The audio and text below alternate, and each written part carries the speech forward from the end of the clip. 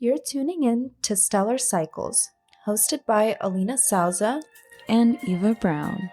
Join us weekly as we delve into the science, spirituality, and cultural significance of our feminine cycles. Get ready to align with your natural rhythms, take charge of your patterns, and embrace a holistic approach to feminine wellness. Are all systems go? All systems go. Welcome to episode 12, guys. Intro to eating for your hormones. Yay, we finally arrived at the hormonal foods series, and our main topic for this little short episode is to prep you guys for our Phasic eating series. The goal for this one is we really want to get you girls ready to think about eating for your hormonal health by setting the stage and talking about key elements that make our bodies function and function well. Of course, as always, we will be referring to the woman's unique monthly cycle and how to best support ourselves by using food as medicine throughout each phase. I can't wait to get into this one. But first, updates. Let's go with the updates. All right. I have a really cool one, guys. So I'm really blessed to have such supportive friends. And one of my dearest friends, we've been friends for about maybe 8 years. When I moved to California, I was a private moneylender on one of his house flips in Santa Monica. And we've been friends since then, great business colleagues. He supports every business I do and vice versa, me for him. Well, he has listened to our podcast, was very inspired, sent it to all of his girlfriends and any women that work within his business. And just yesterday, he gave me a phone call and asked us to do a webinar for his team. It's about 70% women, and we are going to help them learn how to sync their cycles and work with feminine and masculine energy to receive the most, be able to produce the most within work and work around their lower energy times versus higher energy times. And I just can't wait for that to be our first test run. We'll probably even have them on the podcast too. Honestly, when you told me this today, I was so amazed that a guy reached out and wants to do this for his female, people in his workplace that he, obviously cares about, wants them to do better. That's so amazing. I, of course, Props. thanked him. Yes, and gave him so much honor that he's a man who's looking at women. He's being very aware of his women team and how their energy levels are and how he can help them and facilitate a better place for everyone. And he's going to win in his business. That's so amazing. He also did say that he's noticed that women just, and he doesn't try to apply gender roles or stereotypes to people, but I mean, it is a overall observation that I've noticed too, is that women work a little bit better. We're kind of more responsible. We care a lot more. We're very detail oriented. Yeah. Men are great at a lot of other things, like building the house. Yeah. Men and women are just observant in different areas. What a man might be observant on, a woman might not be, and vice versa. Women are very much detail oriented, like you just said. They say, and I read this in a book, Sapiens, that it goes back to the caveman days where men... Always, that's where we came from. Men are really good at looking far and wide, scanning for big picture vibes. Women are detail oriented. We're looking for berries, twigs, rattlesnakes, bunnies. Yeah, all the signs from nature that, where they're at, where they're supposed to be. So that's an update I'm really excited about. And I can't wait for us to do that together. And as well as I am in a Skims dress. For those that are on YouTube, you will see. You are wearing that dress. I love it. As I told you guys, I got the other colors. I am obsessed. It's just very comfortable. I will say, though, I should have waited a little bit longer because this girl I follow on Instagram, her name's Interior Designerella. And Same. I follow her too. No way. I do. When you were talking about it just a little bit before we started recording, I was like, I wonder if it's the same girl. It is the same girl. She's amazing. I love her. She puts together the best outfits, always shares the links. The links. Like, doesn't gatekeep. She knows our style. So she's done Skim dupes. She's found all the dupes, the bodysuits, the dresses. And I wish I would have waited a little bit longer, because they look exactly the same. Have you noticed that she'll throw a Bible verse in among her stories? It's so cute. I love it. So shout out to interior designer Ella for finding us the nicest, coolest things that we could possibly ever want from Amazon. And a good quality. So much time. Thank you. That's called providing value, 100%. And what kind of updates do you have for us? I have been kind of avoiding the weights section of the gym. I don't know. I really just, and I I'm do that giving too. giving myself a little break. I'm in that phase. However, because as we keep telling you guys, movement is so important just for your body to metabolize everything that it's producing, and then to, help keep your head clear. I have been on my hot girl walks out here. I have been walking all over, down to the harbor, Seaport Village, towards the airport, to Little Italy, and You've done the airport? not as far as the airport, but kind of like, where the gate. Anyways, anyone who lives in San Diego knows that that's where like the military area. And then you turned around. I turn around and I come back just where the sailboats are, really. So I've been doing my hot girl walks. I noticed too that people are like more drawn to my energy. It's weird. Like more people smile, more people talk to me when I'm like out and about. I have a theory. I think it's because you just moved into your ikigai. You're working on your purpose and who you are and your passion. So, and There's a lot of chakra magnetism. people have told me this when I go and get like energy healing or anything like that. They can say when it's aligned, you're more magnetized to everything, and you're so aligned now. That's really how it feels. You're speaking your truth. That's really how it feels. So it's been really nice to be out, especially with the rains that we've been having. Anytime that the sun comes out, I am also out. Same. Out and about. So that has been really great. Besides that, I went through my ovulatory phase. I obviously, as always, have been testing my LH, luteinizing hormone, which spikes usually 24 to 36 hours before your egg is released from the ovary. So that's like a really good way to see if you're right around your fertile time. And I'm doing that because I am not on birth control, and that's how I track my cycle. Make sure that I avoid any unplanned surprises. As a citizen, I really appreciate you being very mindful about when you give birth to a child, making sure your ovaries are in the best state possible, and that you and your life are in the best state possible. I think we all need to practice that. Mm-hmm.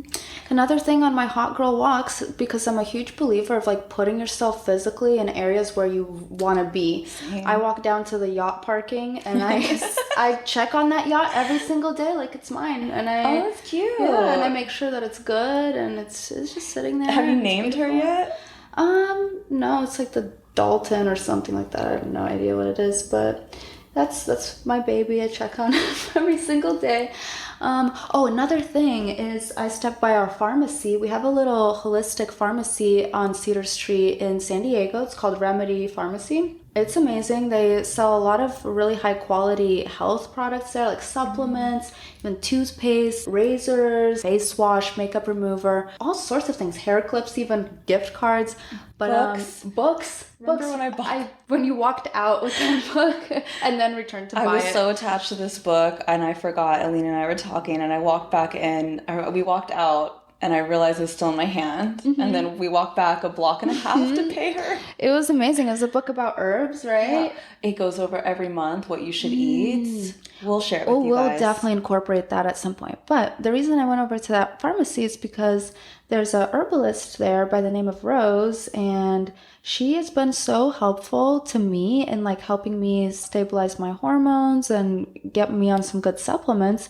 And she agreed to come onto our podcast and also be a guest coming up. And she's going to have so much helpful information because the way that she and I were talking, she's like, I don't know why people complicate this stuff. Hormones are so easy. So we love it when things are easy. We're going to wait till it'd be easy. Yeah, we're going to be excited to have Rose come on. So those are my updates. I'm excited for that. I'm glad that was part of your day. Well, diving into it, we're really excited to jump into this food series with you all because food is truly the cornerstone of our entire lives. And what a woman needs is completely different from what a man needs. Very, very different. Their hormone cycle runs on a 24-hour cycle, where ours runs on 28 days. Each phase we go through sets us up for success in the following phase, which is why a variety of foods are needed at specific times. Right. With our hormones fluctuating 4 different times during the month, it's imperative for us to feed ourselves the key vitamins and minerals to replenish what we lost or eliminate what we're producing too much of. So the purpose of food is not necessarily about restricting, it's about adding nourishment like fuel for a car. For example, you can still eat junk food and have balance. And just so that my words don't get twisted, it's all about the percentage of what your body can take and what it can metabolize. So for example, if you're treating yourself to something that's not very healthy 20% of the time versus 100 or even 90% of the time, that's really going to show up in how you feel differently and how your body metabolizes everything. And just overall, it's going to really impact your health. But for example, if you eat really healthy 80% of the time, your body then, it really has a lot to work with to deal with the 20% that's maybe not so good. So you can set your life up however you like after you take this knowledge to give your body what it needs to restore and digest. That's a really good point, Alina, because I always think of things as everything always has a cost. And everyone knows I love to indulge in junk food, and especially if I see really good food out there, I will try it. But if I know that in general, I want to live a long, vital life, or I have an important meeting or a busy week of travel the following week, then I just have to be a little bit more mindful to make sure that I'm paying for the things that will give me long-term gain. Mm-hmm. Yeah, and like sustained energy, right? Mm-hmm. So there's so much to be said about preparation. Preparation is key, and like taking care of your future self is always a good investment. Yes. Like prepare to plan. Mm-hmm. Or fail to plan. Prepare to fail. Yeah, I think we got it. So keep in mind that our body is speaking to us constantly. It's responding to what we're feeding it, both mentally and physically.